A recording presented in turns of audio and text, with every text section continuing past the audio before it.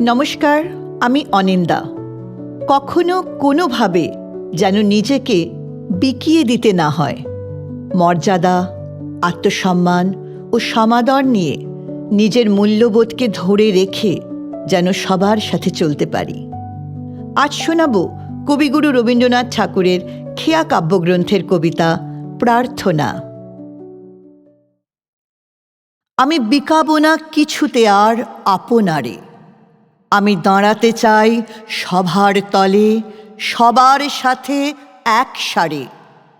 সকালবেলার আলোর মাঝে মলিন যেন না হই লাজে, আলো যেন পশিতে পায় মনের মধ্যে একবারে। বিকাবো না আপনারে, আমি বিশ্ব সাথে রব সহজ বিশ্বাসে। আমি আকাশ হতে বাতাস নেব প্রাণের মধ্যে নিঃশ্বাসে।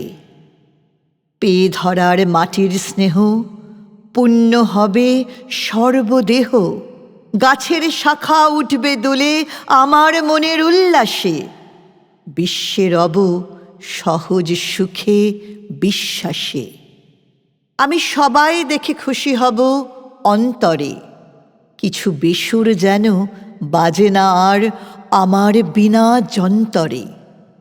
যাহাই আছে নয়ন ভরি সবে যেন গ্রহণ করি, চিত্তে নামে আকাশ গলা আনন্দিত মন্ত্ররে।